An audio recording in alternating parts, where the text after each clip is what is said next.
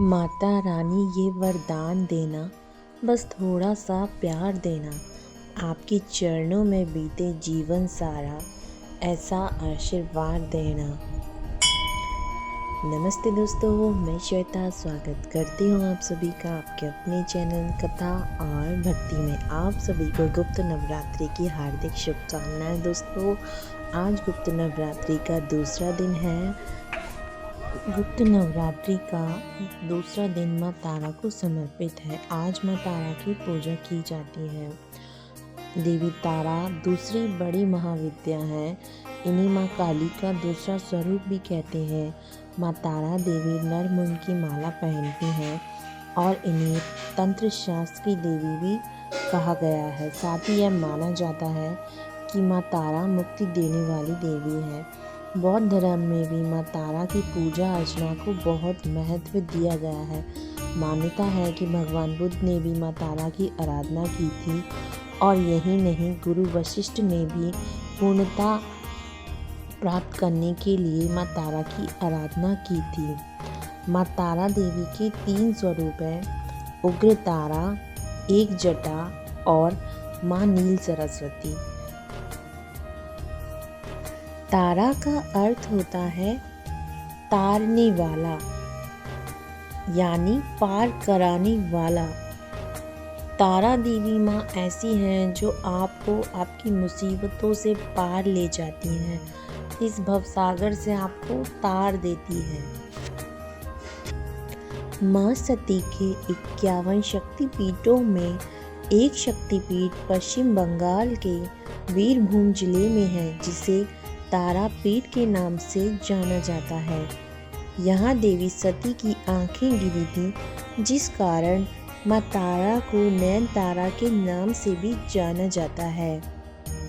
मान्यताओं के अनुसार त्रेता युग में भगवान श्री राम के राजगुरु महर्षि वशिष्ठ के द्वारा माँ तारा की पूजा अर्चना कर सिद्धियाँ प्राप्त की थीं। देवी तारा केवल हिंदू धर्म में ही नहीं पूजी जाती, बल्कि ये अलग अलग रूपों में बौद्ध धर्म में भी पूजी जाती हैं। खासकर तिब्बती और मंगोलीय बौद्ध लोग इनकी पूजा करते हैं। वहाँ इन्हें सुरक्षा, मुक्तिदाता और भक्तों का उद्धार करने वाली माता के रूप में पूजा जाता है। दोस्तों, आज गुप्त नवरात्रि के दूसरे दिन हम माँ तारा की कथा करेंगे। इस वीडियो में जानेंगे माँ तारा की उत्पत्ति कैसे हुई। ये कथाएं 2 हैं अलग अलग पुराणों के हिसाब से। तो दोस्तों, हम इसी वीडियो में दोनों कथाओं का पाठ करेंगे।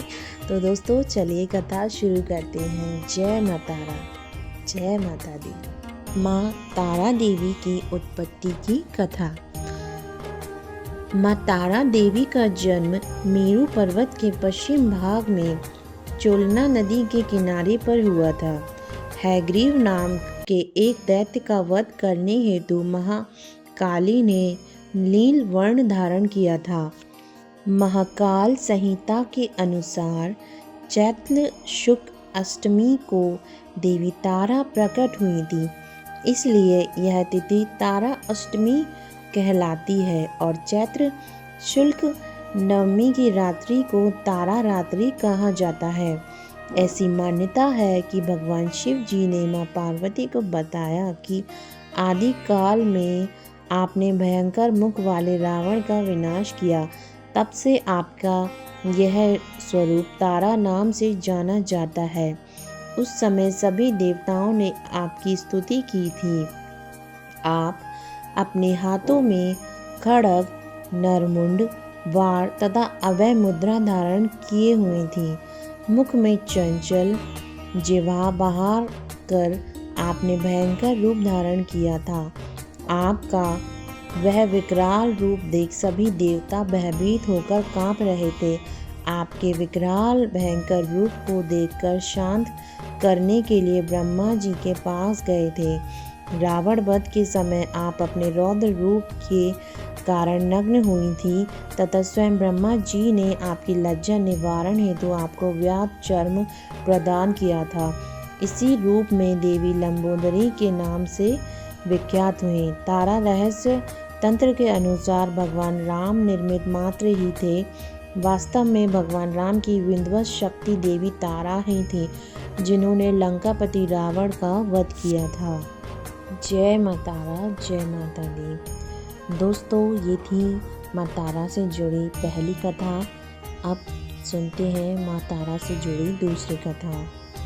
पौराणिक कथाओं के अनुसार देवी तारा की उत्पत्ति उस वक्त हुई थी जब समुद्र मंथन से विष निकला, जिसे भोलेनाथ ने ग्रहण किया था।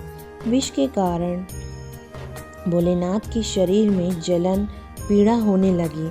भगवान शिव के शरीर से विष के ताप को कम करने के लिए माँ काली ने दूसरा रूप धारण किया और भगवान शिव के बाल स्वरूप को स्तनपान करवाया, जिसके बाद भोलेनाथ के शरीर की जलन कम हुई और तभी से माँ काली के दूसरे रूप को माँ तारा नाम से जाना गया।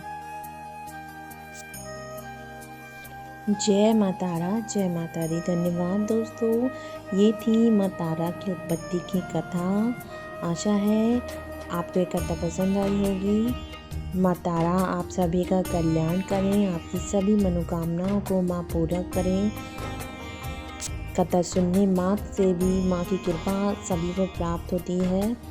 कथा सुनने के लिए बहुत बहुत धन्यवाद। हे माँ तारा, सभी पर कृपा करना, आपका प्रेम और आशीर्वाद सभी के ऊपर बनाए रखना। जय माता दी।